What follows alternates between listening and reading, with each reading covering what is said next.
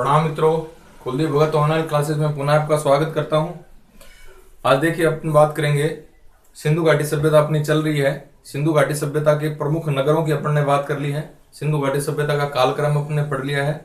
सिंधु घाटी सभ्यता का विस्तार अपन ने पढ़ लिया है। अब सिंधु घाटी सभ्यता का राजनीतिक जीवन है या राजनीतिक व्यवस्था है सिंधु घाटी सभ्यता की, उस पर अपन चर्चा करेंगे। यहां से बड़े ही महत्वपूर्ण क्वेश्चन बनते हैं, देखेंगे। राजनीतिक व्यवस्था वर्तमान में लगभग 20 लाख वर्ग किलोमीटर एरिया है इसका। सिंधु घाटी सभ्यता वर्तमान में 20 लाख वर्ग किलोमीटर में फैली हुई है। एएल बाशम नामक विद्वान है।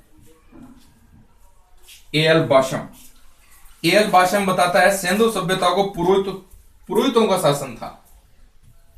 सिंधु सभ्यता में पुरोहितों का शासन था। ये एएल बाशम बताता है। ठीक है साहब। और बाशम का कथन एक और भी है। बाशम का कथन एक कथन और भी है। वास्तव में ऐसा प्रतीत होता है कि मिस्र और मेसोपोटामिया की सभ्यताओं की भांति हड़प्पा की सभ्यता एक धर्म राज्य पर आधारित थी। क्या बताता है बाशम? कि मिस्र और मेसोपोटामिया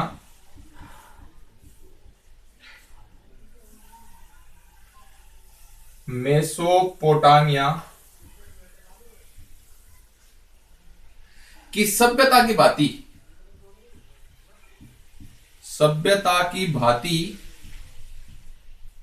सभ्यता की भांति हड़प्पा सभ्यता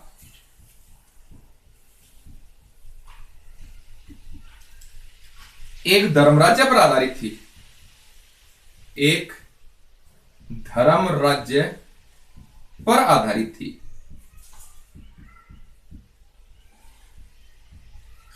इंपॉर्टेंट क्वेश्चन है सब, ध्यान में रखना है। नेक्स्ट है व्हीलर का कथन है। विद्वान है व्हीलर, और इस व्हीलर का कथन है, ये क्या कहता है? हड़प्पा और मोहनजोदड़ो के शासक सुमेर के पुरोहित राजाओं के समान थे। हड़प्पा के शासक सुमेर के पुरोहितों के समान थे। पुरोहित राजाओं के समान थे। ये कथन है व्हीलर का। नेक्स्ट है आर एस शर्मा है। इसका कथन है हड़प्पा का शासन वणिक वर्ग के हाथों में था। हड़प्पा का शासन है, ये किनके हाथों में था? वणिक वर्ग के हाथों में था।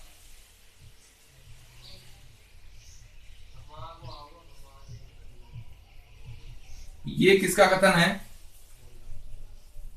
एस शर्मा का। Sorry, R S Sharma. Hunter का कथन है। हंटर का कथन मोहनजोदड़ो का शासन राजतंत्रात्मक न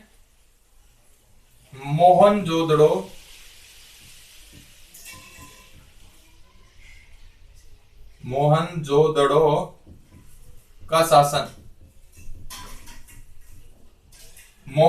का शासन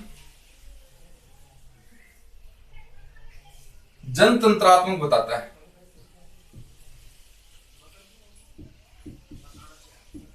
जनतंत्रात्मक बताता है।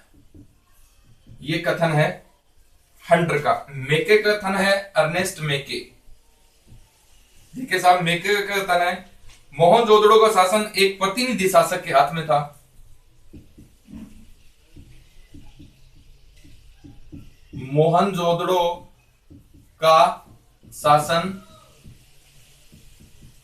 एक प्रतिनिधि के हाथ में था, ये कौन कहता है? अर्नेस्ट मेके। पिगट महोदय ये क्या कहता है? सैंधव सभ्यता पद्धति पर पुरोहित वर्ग का प्रभाव था। सैंधव सभ्यता पर पुरोहित वर्ग का अधिकार था, ये कौन कहता है? पिगट महोदय कहता है। नेक्स्ट अपन बात करते हैं सैंधव सभ्यता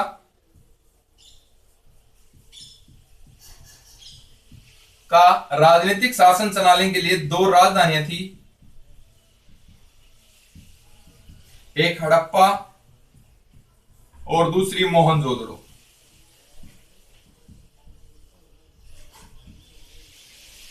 नेक्स्ट अपन बात करें तो देखेंगे तीसरी राजधानी कालीबंगा को कहा गया। कालीबंगा को दशरथ शर्मा है, यह सैंधव सभ्यता की तीसरी राजधानी बताता है। देखिए समझे एक बार इसको, राजनीतिक जीवन की अपन बात कर रहे हैं।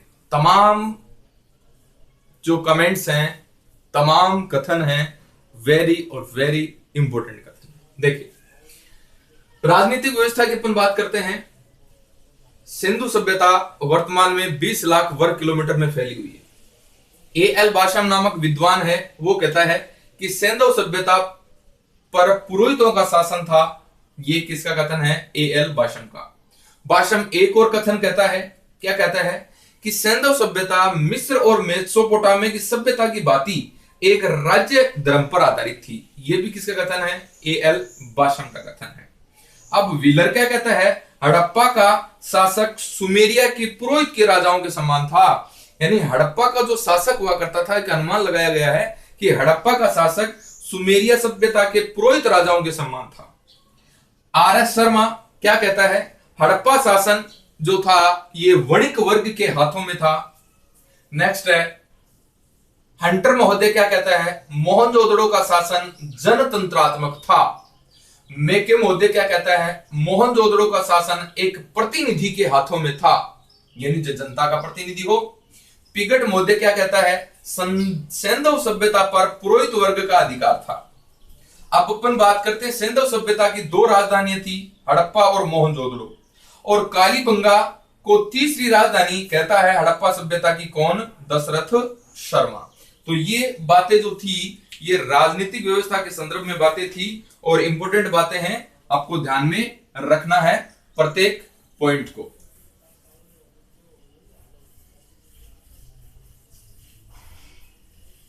आगे देखिए,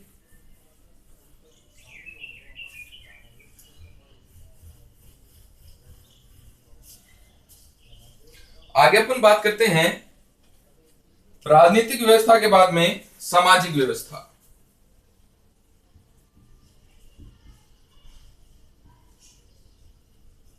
सामाजिक व्यवस्था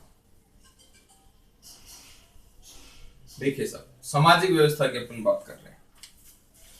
सामाजिक व्यवस्था में सैंधव समाज मात्र प्रधान था। समाज आपको पता है मात्र प्रधान या मात्र सत्तात्मक, एक शब्द और यूज ले सकते हो आप इसके लिए। समाज है यह 4 भागों में या 4 वर्गों में विभाजित था। कौन कौन सा वर्ग? तो देखें आप 4 वर्ग कौन कौन से थे। एक वर्ग है विद्वान वर्ग, दूसरा वर्ग है योद्धा वर्ग, तीसरा वर्ग है व्यापारी वर्ग और चौथा वर्ग है श्रमिक, जिसे आप शिल्प कारीगर भी कह सकते हो। देखिए विद्वान वर्ग है, इसके अंदर कौन कौन से व्यक्ति आते थे? पुजारी, वैद्य, ज्योतिषी और जादूगर इस समाज में पुरोहित का सम्मान था। पुरोहित जो था ये बड़ा सम्मान की दृष्टि से देखा जाता था।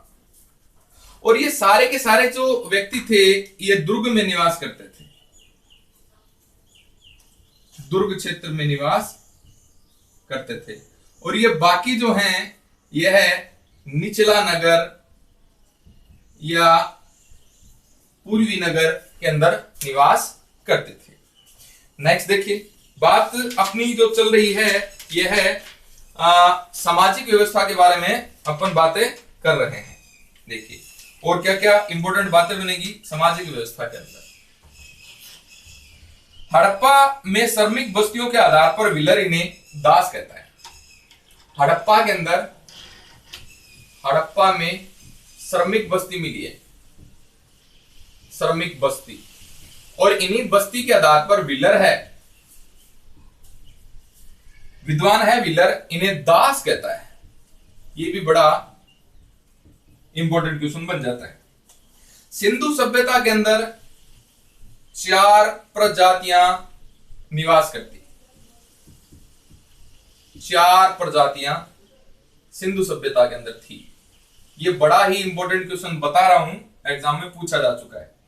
कौन कौन सी? अल्पाइन, दूसरी है भूमध्य सागरीय,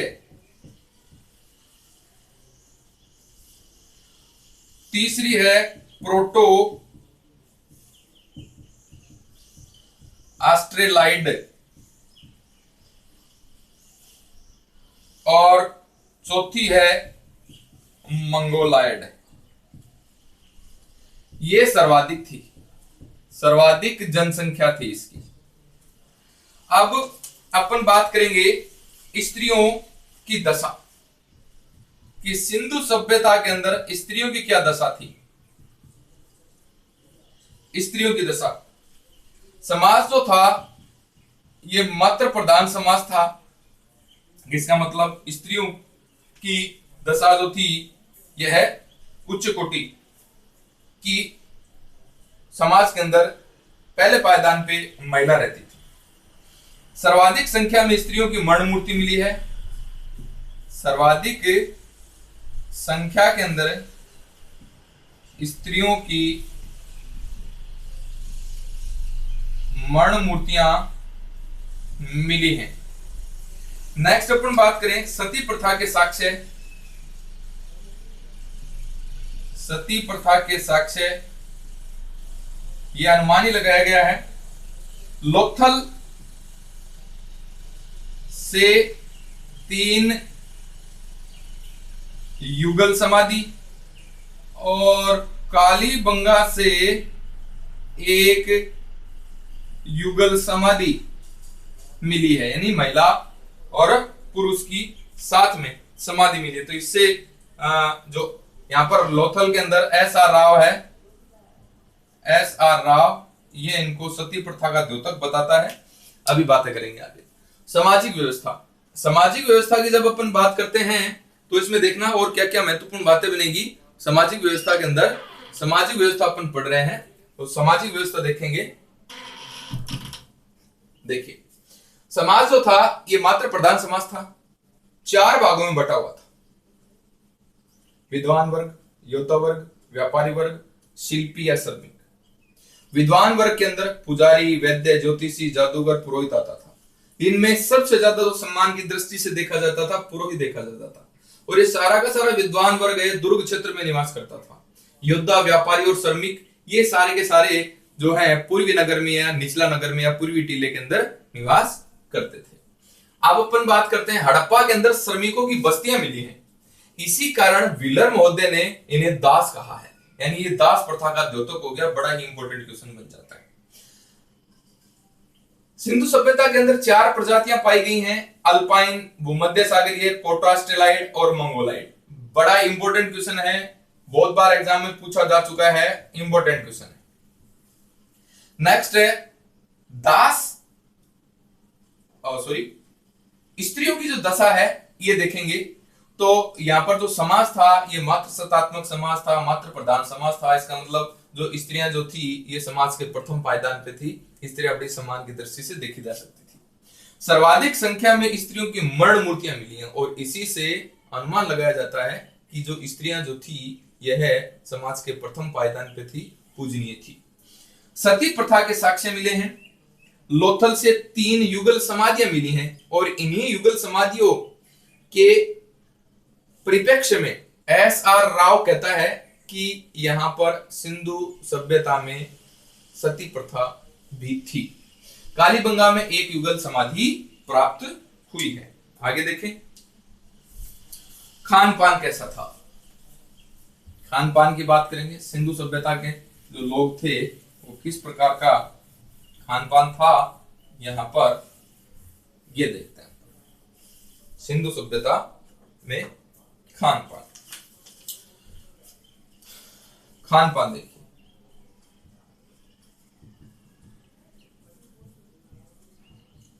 मांसाहारी और शाकाहारी दोनों ही थे। मांसाहारी और शाकाहारी दोनों थे खान पान में।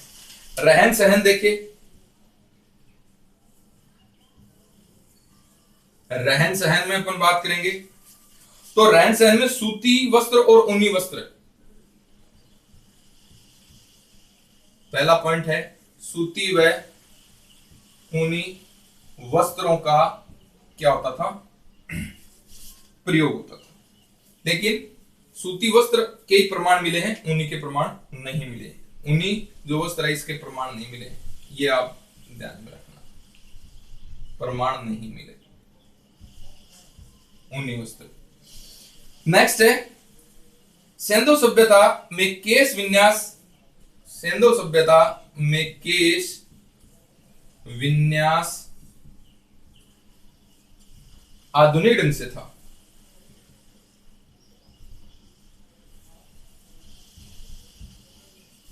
नेक्स्ट अपन बात करते हैं खुदाई में सीसा। खुदाई के अंदर सीसा, कंघी, उस्तरे मिले हैं। शीशा, कंघी, उस्तरे मिले हैं। वस्त्र सादे और कढ़ाई किए हुए होते थे। वस्त्र सादे भी होते थे और कढ़ाईदार भी होते थे। नेक्स्ट अपन बात करेंगे तो देखिए मोहनजोदड़ो से एक योगी, कढ़ाई किए वस्त्रों का उदाहरण है। मोहनजोदड़ो से एक योगी तिपटिया, शॉल, ओढ़े हुए दिखाया गया है। नेक्स्ट अपन बात करते हैं तो देखिए हड़प्पा से एक सोने का कंगन मिला है। हड़प्पा से सोने का कंगन मिला है। नेक्स्ट और देखेंगे मोहनजोदड़ो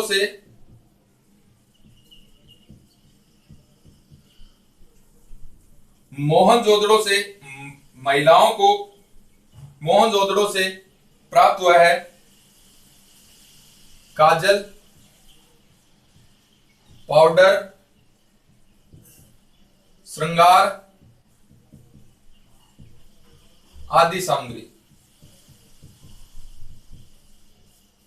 नेक्स्ट है हड़प्पा। हड़प्पा से काजल की बोतल मिली है।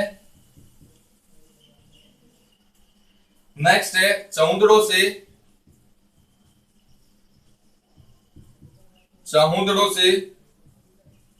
लिपस्टिक के प्रमाण मिले हैं।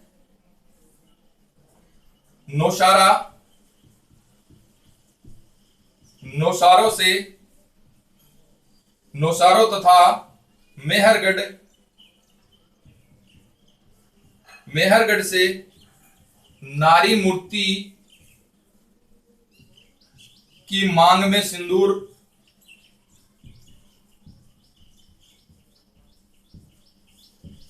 भरा हुआ पाया गया है। कालीबंगा, कालीबंगा से हाथीदांत चूड़ियां ये प्राप्त हुई हैं। मोहनजोदड़ो, मोहनजोदड़ो से चांदी की चूड़ियां ये प्राप्त हुई हैं। हड़प्पा से श्रृंगारदान और कांसे का दर्पण ये प्राप्त हुआ है। ये प्रमुख जो सामान है इनके अपन बात कर रहे हैं राजनीतिक जीवन के अंदर। देखिए और भी आगे राजनीतिक जीवन में और देखते हैं क्या क्या। खान पान में देखें शाकाहारी और मांसाहारी थे लोग। ठीक है साहब। रहन सहन में बड़े अच्छे क्वेश्चन बनेंगे, इंपोर्टेंट टॉपिक बन जाता है रहन सहन का। देखिए सूती व ऊनी वस्त्रों के प्रमाण हैं ये दिखाई देते हैं, लेकिन सूती व ऊनी वस्त्रों का प्रयोग करते थे लोग, लेकिन यहाँ पर ऊनी जो वस्त्र हैं इसके प्रमाण हैं ये दिखाई नहीं देते हैं। सूती वस्त्रों का ही प्रयोग किया जाता है। जैसे आपको पता है कि द्रविड़ थे इस संस्कृति के जनक, तो सूती वस्त्रों का प्रयोग करते थे। द्रविड़ जो आर्य थे वो ऊनी वस्त्रों का प्रयोग करते थे। इसके बाद में अपन वैदिक संस्कृति पढ़ेंगे, उसमें आर्य आएंगे। आधुनिक केश विन्यास यानी इनका बाल बाने का जो ढंग था ये बड़ा ही सुव्यवस्थित था आधुनिक तरीके से। ये क्वेश्चन भी अपन कह सकते हैं कि आधुनिक मानव ने आधुनिक केश विन्यास का तरीका है वो कहां से सीखा, तो सिंधु सभ्यता के लोगों से सीखा। खुदाई में सीसा, कंगी, उस्तरे मिले हैं। वस्त्र सादे होते थे और कढ़ाईदार भी होते थे। कढ़ाईदार वस्त्रों का एक प्रमाण मिला है। मोहनजोदड़ो से एक योगी की मूर्ति मिली है जिसने एक कढ़ाईदार किया हुआ एक साल ओढ़ रखा है जिसे तिपटिया साल कहते हैं। अब अपन बात करते हैं हड़प्पा से एक सोने का कंगन मिला है। मोहनजोदड़ो से काजल और पाउडर और श्रृंगार की सामग्री मिली है। हड़प्पा से काजल की एक बोतल मिली है। चहुदड़ो से लिपस्टिक मिला है।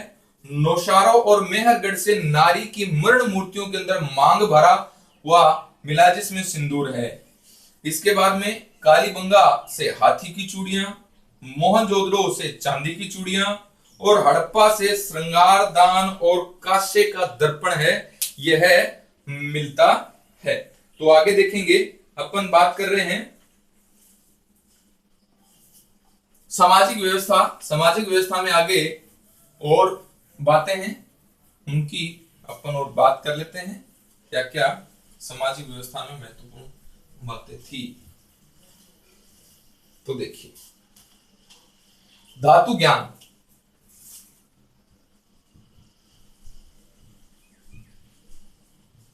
धातु ज्ञान सोना, चांदी, तांबा, सोना,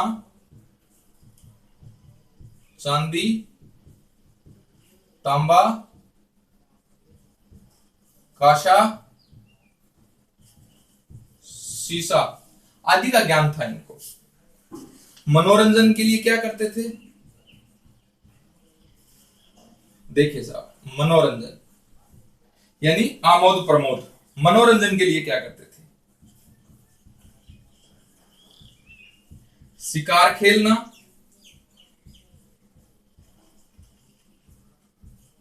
मछली पकड़ना, पशु पक्षी लड़ाना, चौपड़ एवं पासा आदि का खेल होता था। अब देखिए सिंधु सभ्यता के लोग जो हैं पासा इनका प्रमुख खेल था। बहुत बढ़िया बात है साहब।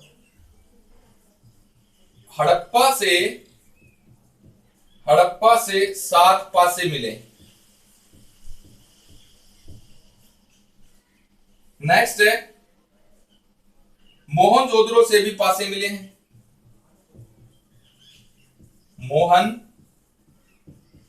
जोदड़ों से भी आपको पासे प्राप्त हुए हैं। लोथल से एक बोर्ड प्राप्त हुआ है। लोथल से खेल बोर्ड के नमूने प्राप्त हुए। इसके बाद में सिंधु लोग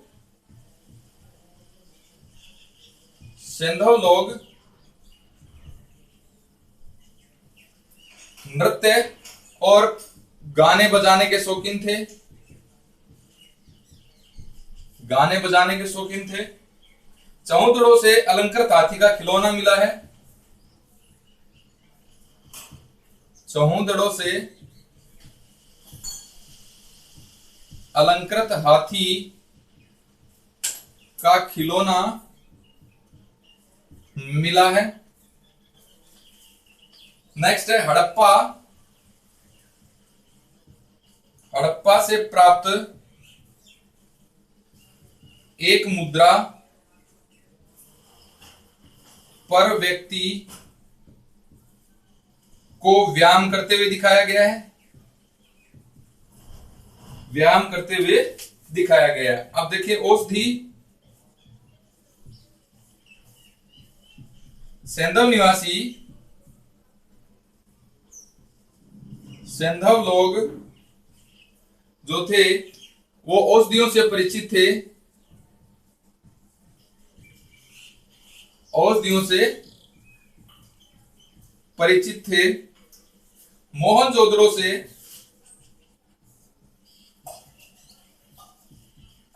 मोहनजोदड़ो से शिलाजीत मिला है।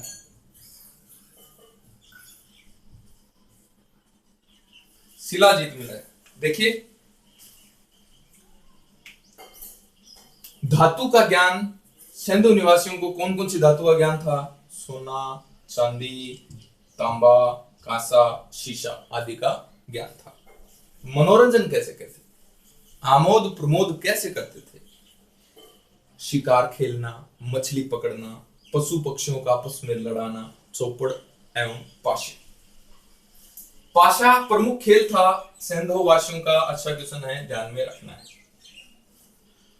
कुछ विद्वान मानते हैं कि भारत जो है ये शतरंज खेल का जनक है और शतरंज है इसका जनक सिंधु सभ्यता को माना जाता है।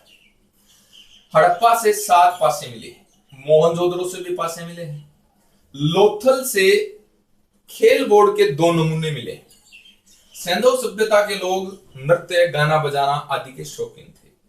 चौधड़ों से अलंकृत हाथी का खिलौना मिला है। कुछ खिलौने ऐसे भी मिले हैं जिसके हाथ और पैरों को बाद में धागे से जोड़ा जाता था, यानी एक कठपुतली टाइप। हड़प्पा से प्राप्त एक मुद्रा पर व्यक्ति को व्यायाम करते हुए दर्शाया गया है। यहाँ के लोग औषधियों से भी परिचित थे। मोहनजोदड़ो से शिलाजीत नामक औषधि है यह प्राप्त होती है। तो ये बात हो गई आपके धार्मिक व्यवस्था की या धार्मिक जीवन की बात हो गई, सॉरी सामाजिक व्यवस्था की। अब अपन धार्मिक व्यवस्था की बात करेंगे। धार्मिक व्यवस्था अपन ने सामाजिक व्यवस्था पढ़ ली है और राजनीतिक व्यवस्था पढ़ ली है। अब इसके बाद में जो बात करेंगे वो आपकी जो बात है वो होगी धार्मिक जीवन। तो देखेंगे धार्मिक जीवन।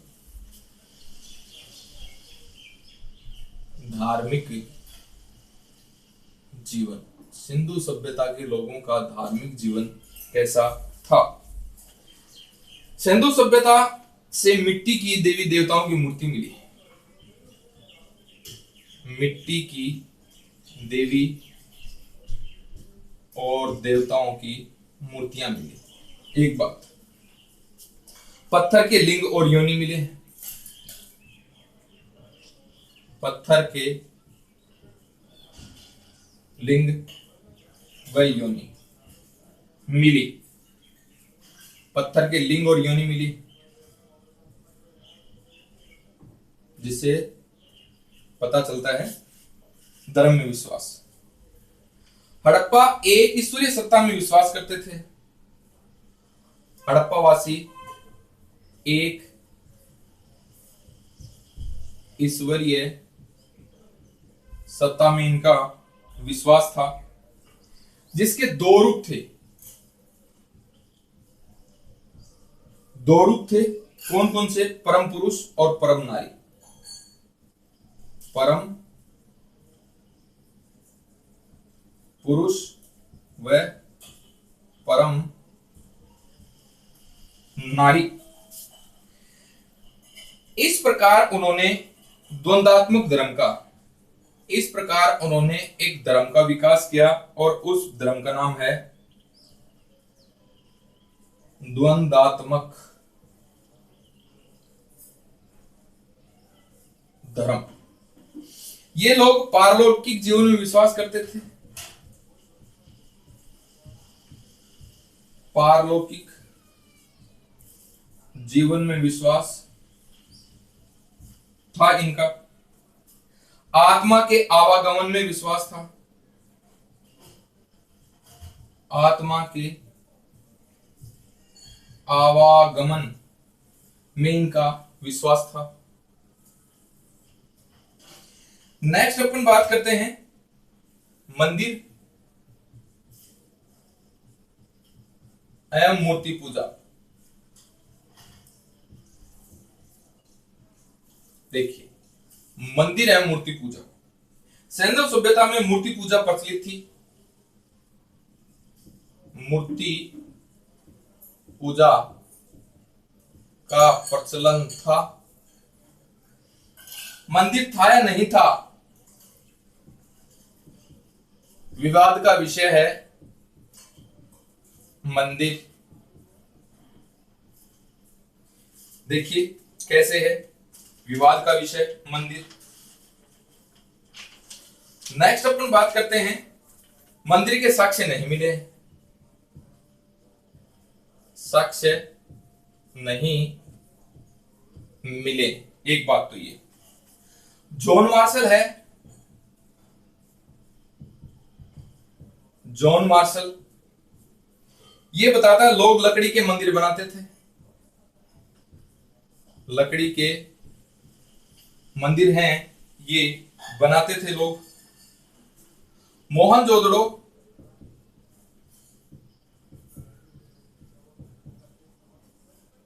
मोहनजोदड़ो के दो तीन भवनों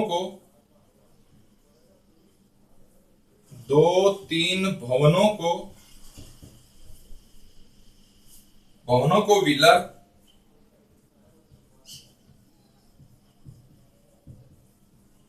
मंदिर मानता है। नेक्स्ट है पूजा किस किस की होती थी। जल पूजा है, वृक्ष पूजा है, पशु पूजा है, नाग पूजा है, अग्नि पूजा है, इसकी पूजा होती थी। आगे देखेंगे और क्या क्या इसमें इंपॉर्टेंट बातें रहेंगी। धार्मिक जीवन अपना चल रहा है। मिट्टी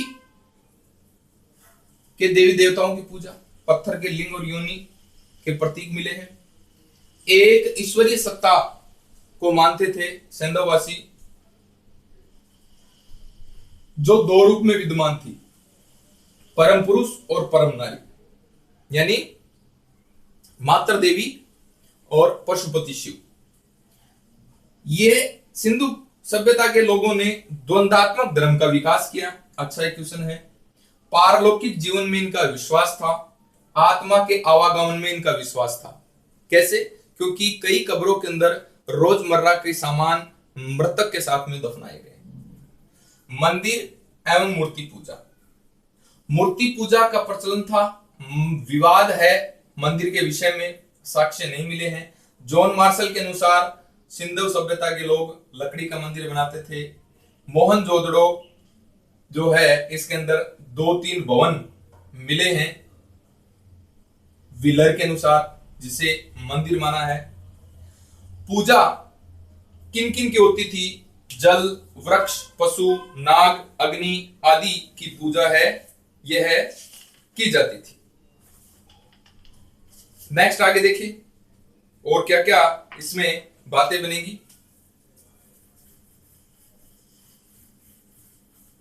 ये पूजा का विषय हो गया, नाग, वृक्ष, पशु, अग्नि, इसकी पूजा होती थी। अग्नि वेदियां मिली है ना कालीबंगा में, बनवाली में।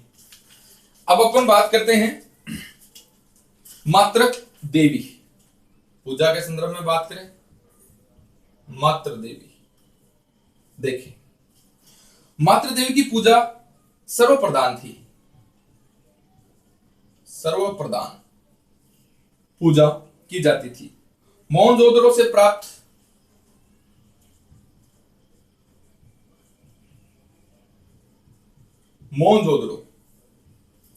मोहनजोदड़ो से प्राप्त मोहर पर एक मोहर प्राप्त हुई है और इस मोहर पर पीपल की दो शाखाओं के बीच, पीपल की शाखाओं के मध्य, पीपल की शाखाओं के मध्य निवस्त्र देवी खड़ी है। निवस्त्र देवी खड़ी है जिसके सामने व्यक्ति घुटनों के बल झुका हुआ है। ये यहां से एक मोहर मिली है अपने को। नेक्स्ट है हड़प्पा। हड़प्पा, हड़प्पा से क्या प्राप्त हुआ है? हड़प्पा से एक मोहर मिली है, स्त्री के गर्भ से निकलता हुआ पौधा। स्त्री के गर्भ से निकलता पौधा, इसे धरती माता या उर्वरा की देवी माना गया है। नेक्स्ट है हड़प्पा में ही एक मोहर और मिली है पुरुष के हाथ में। हड़प्पा से ही मिला है। इसमें क्या है? पुरुष के हाथ में हसिया लिए खड़ा है। पुरुष हसिया लिए खड़ा है और पास में स्त्री बैठी है। पास में स्त्री बैठी है। पास में स्त्री है। स्त्री हाथ उठाए खड़ी है। सॉरी, स्त्री हाथ उठाए, हाथ उठाए, हाथ उठाए बैठी। मार्शल ने इसे, जॉन मार्शल, मार्शल ने इसे पृथ्वी देवी को बलि दिए जाने का प्रमाण बताया। बड़ा अच्छा क्वेश्चन है साहब। नेक्स्ट है मोहनजोदड़ो।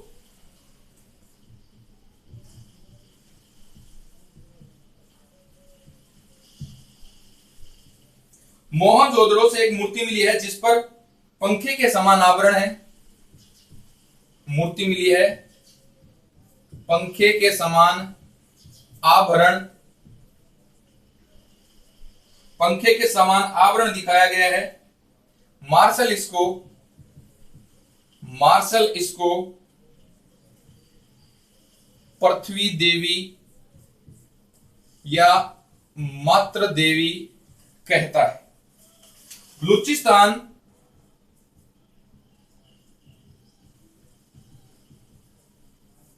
बलूचिस्तान से प्राप्त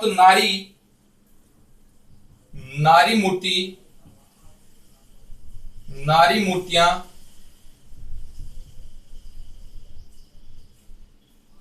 रौद्र व सौम्य रूप में है। मोहनजोदड़ो से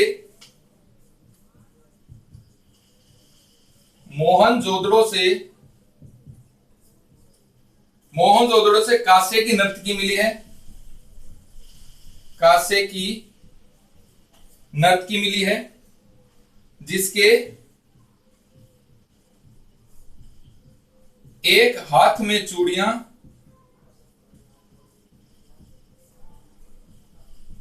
दूसरा हाथ नृत्य मुद्रा में है।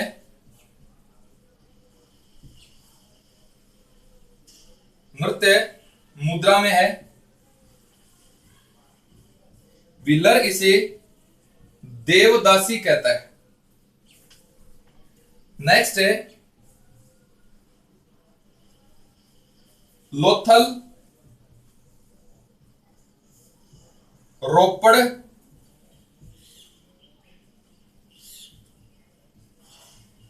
आलमगीरपुर, रंगपुर, कालीबंगा। यहां से मात्र देवी की मूर्ति का अभाव है। मात्र देवी मूर्ति का अभाव है। आगे देखिए, एक बार समझ ले इनको, बड़ा इंपॉर्टेंट क्वेश्चन बनता है। टॉपिक अपना धार्मिक जीवन में मात्र देवी।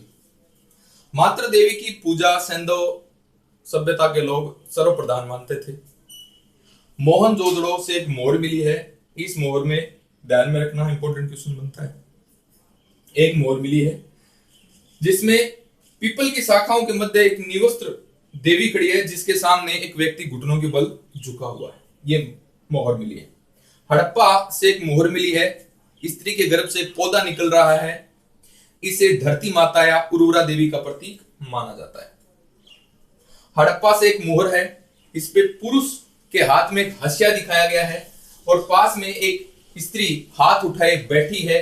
मार्शल महोदय इसे पृथ्वी देवी को बलि दिए जाने का प्रमाण बताया है। बड़ा इंपॉर्टेंट क्वेश्चन है। मोहनजोदड़ो से एक मूर्ति मिली है जिसके पंखे के समान एक आभरण दिखाया गया है। आप देखते हो हिंदू देवी देवता जब देखते हो आप तो उसके गर्दन के पीछे एक आभरण दिखाया जाता है। उसी प्रकार एक आभरण दिखाया गया है मोहनजोदड़ो की मण मूर्ति के अंदर। मार्शल इसे मात्र देवी या पृथ्वी देवी बताता है। बलूचिस्तान के अंदर नारियों की मण मूर्तियां मिली हैं जिसमें कुछ रौद्र रूप में, कुछ सौम्य रूप में। रौद्र रूप में काली माता का प्रतीक हो गया और सौम्य रूप में लक्ष्मी माता का प्रतीक हो गया। मोहनजोदड़ो से कांसे की नर्तकी मिली है जिसके एक हाथ में चूड़ियां और दूसरा हाथ नृत्य मुद्रा में है। व्हीलर इसे देवदासी बताता है। देवदासी बताता है, यानी मंदिरों के अंदर रहने वाली कन्याएं जिन्हें देवदासी कहा गया। इंपॉर्टेंट क्वेश्चन बनता है ये भी। और सबसे जो इंपॉर्टेंट बनता है वो कौन सा क्वेश्चन है? लोथल, रोपड़, आलमगीर, रंगपुर, कालीबंगा आदि से मात्र देवी की मूर्तियां नहीं मिली हैं। कौन कौन सी जगह से? दोबारा देखिए, लोथल, रोपड़, आलमगीर, रंगपुर, कालीबंगा आदि से किसकी मूर्तियां नहीं मिली हैं? मात्र देवी की मूर्तियों का अभाव है। यहां पर मात्र देवी की मूर्तियां नहीं मिली। आगे देखिए साहब,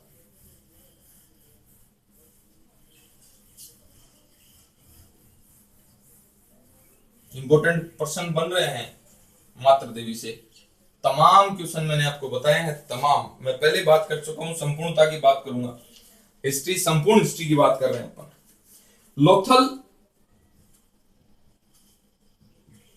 लोथल से एक मृत भांड मिला है और इस मृत भांड पर नाग का चित्रण मिला है।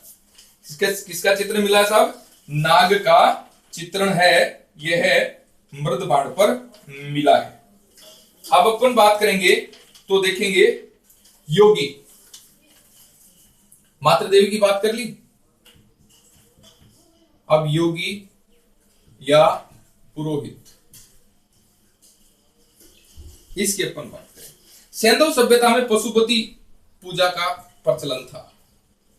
सिंधु सभ्यता में पशुपति की पूजा का प्रचलन था। पूजा का चलन था, एक बात। दूसरी बात है, मोहनजोदड़ो से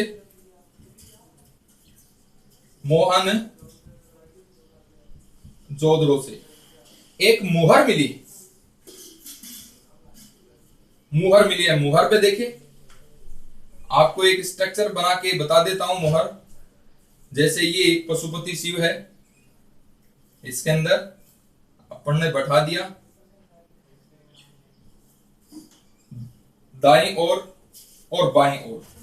दाईं ओर हाथी और बाघ, बाईं ओर गेंडा और भैंसा, और नीचे 2 हिरण इसमें दिखाए गए।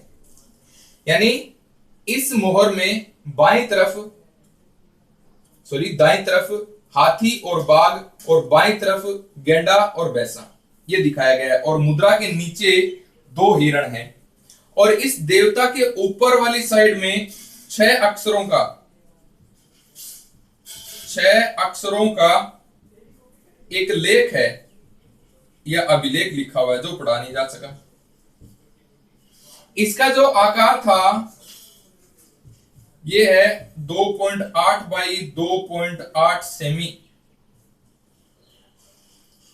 नेक्स्ट है, इस मुहर की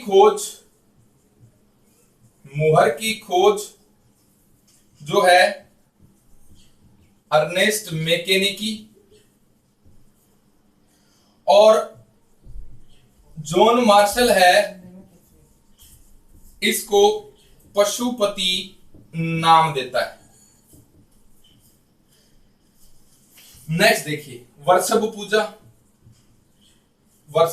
सांड पूजा, वर्षभ पूजा मोहनजोदड़ो से प्राप्त हुई है। मोहनजोदड़ो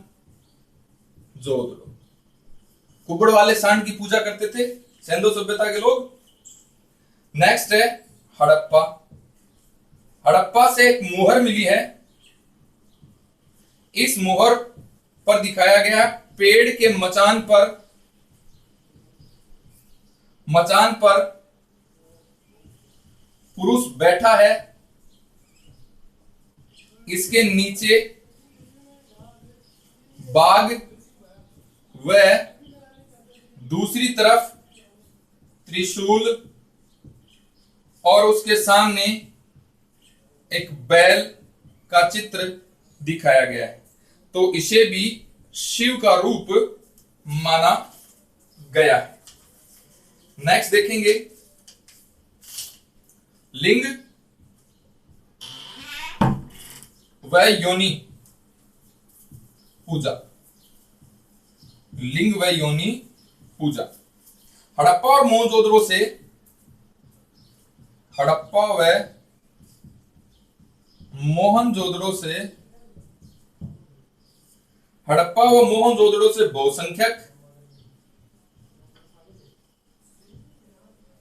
बहुसंख्यक छल्ले मिले। विद्वानों ने इसकी समानता योनि से लगाई। कालीबंगा से एक मिट्टी की पट्टिका मिली है,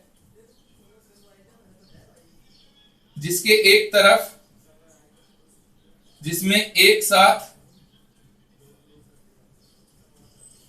लिंग व योनि का प्रतीक दिखाया गया है। सैंधव सभ्यता के जो लोग हैं, प्रकृति की प्रजनन शक्ति के रूप में इसकी पूजा करते थे, लिंग और योनि। देखिए आगे, लोथल के अंदर एक मृद बाण मिला है और इस मृद बाण पर किसका चित्र है? नाग का चित्र है। इट मींस क्या हुआ कि लोग नागों की पूजा भी करते थे।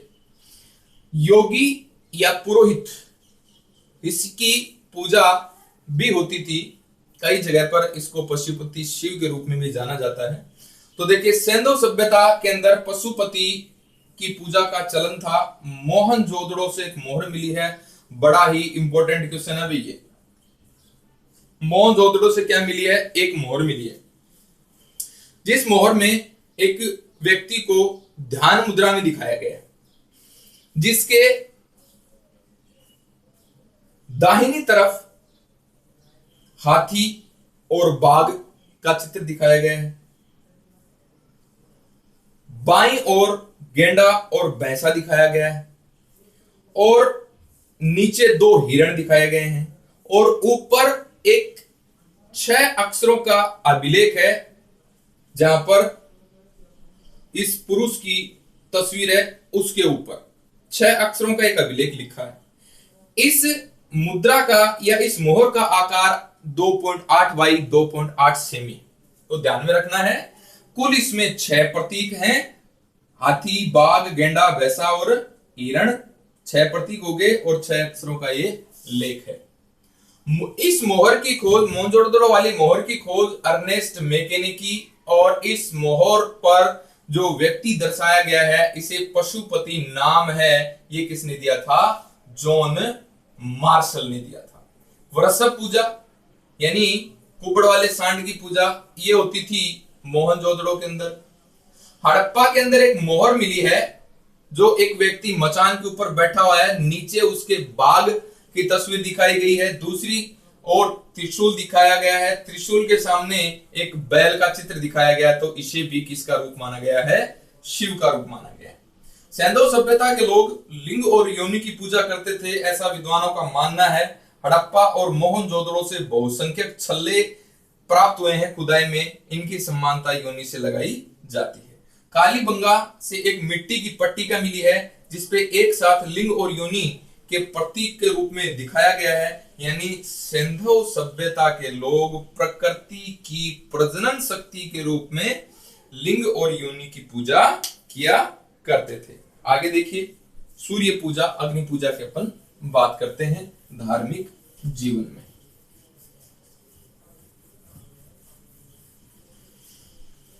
और क्या क्या इंपॉर्टेंट बातें बने, देखिए। सूर्य पूजा, सूर्य पूजा,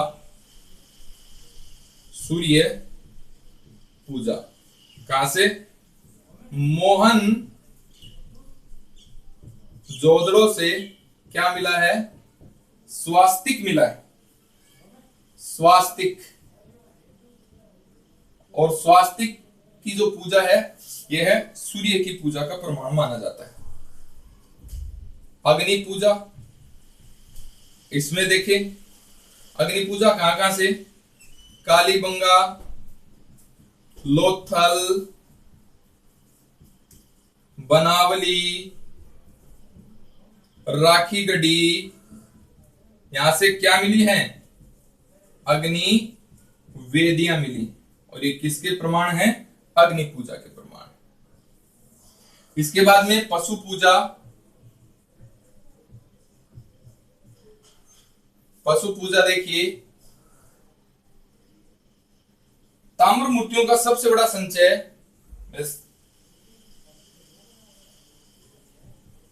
ताम्र मूर्तियों का सबसे बड़ा संचय ये देमाबाद है, महाराष्ट्र। कुबड़ वाला सांड, कुबड़ वाला सांड सबसे प्रिय पशु था। कुबड़ वाला सांड सबसे प्रिय पशु था। नेक्स्ट है पक्षियों में सबसे प्रिय, पक्षियों में सबसे प्रिय जो था, ये था बतख। बतख को फाक्ता भी कहा जाता था, फाक्ता भी कहा जाता था। अब अपन बात करते हैं, तो देखिए आगे और समझते हैं, पहले इसको देख लेते हैं। सूर्य पूजा, मोहनजोदड़ो से क्या मिला है? स्वास्तिक मिला है। और स्वास्तिक किसकी पूजा का प्रमाण है? सूर्य पूजा का प्रमाण है। अग्नि पूजा कालीबंगा, लोथल, बनावली, राखीगढ़ी आदि से क्या मिली हैं? अग्नि वेदियां मिली हैं। यानी किसके प्रमाण हैं? अग्नि पूजा के। पशु पूजा कुबड़ वाला सांड सबसे प्रिय था और पक्षियों में बतख जो थी ये सबसे प्रिय थी, जिसे फाख्ता भी कहा जाता है। एक क्वेश्चन और ध्यान में रख लेना, ताम्र मूर्तियों का सबसे बड़ा जो संचय है यह है देमाबाद है। सबसे बड़ा संचय देमाबाद है। अब नाग पूजा और वृक्ष पूजा और देख लेते हैं, इसके बाद में ये धार्मिक वाला चैप्टर है ये आपका कंप्लीट हो जाता है। देखिए नाग पूजा,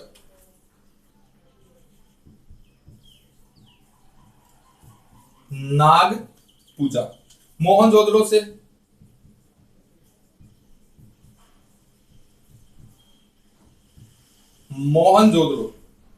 मोहनजोदड़ो से प्राप्त मुद्रा,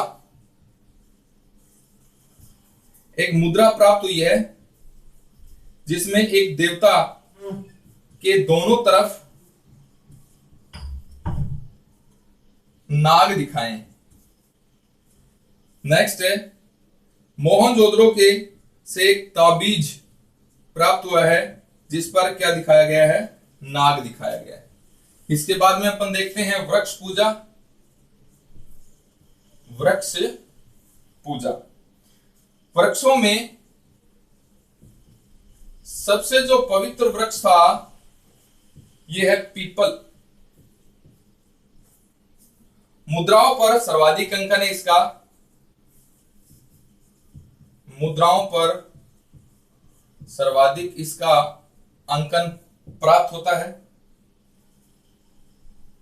मोहनजोदड़ो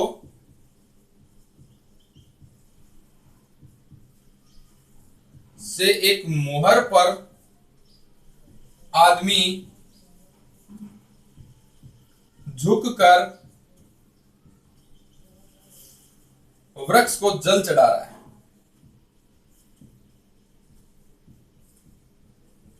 किसका प्रमाण हो गया? वृक्ष पूजा का प्रमाण हो गया। देखिए नाग पूजा, मोहनजोदड़ो से एक मुद्रा में एक देवता दिखाया गया है जिसके दोनों तरफ क्या है? नाग हैं। एक ताबीज है पाया गया है मोहनजोदड़ो में जिस पर किसका चित्र है? नाग का चित्र है। वृक्ष पूजा, सबसे जो पवित्र वृक्ष था ये पीपल था और मुद्राओं पर सर्वाधिक अंकन भी पीपल का हुआ है वृक्षों में। मोहनजोदड़ो में एक मुहर प्राप्त हुई है और एक मुहर के अंदर आदमी झुक करके किसको जल चढ़ा रहा है? एक वृक्ष को जल चढ़ा रहा है। तो ये किसका प्रमाण हो गया? वृक्ष पूजा का प्रमाण हो गया। तो ये तमाम बातें अपन ने इसमें करी धार्मिक जीवन में। सिंधु घाटी सभ्यता का राजनीतिक जीवन, सामाजिक जीवन और धार्मिक जीवन अपने देखा है। अब नेक्स्ट जो चैप्टर होगा उसके अंदर अपन आर्थिक जीवन और व्यापारिक जीवन के बारे में बात करेंगे। धन्यवाद।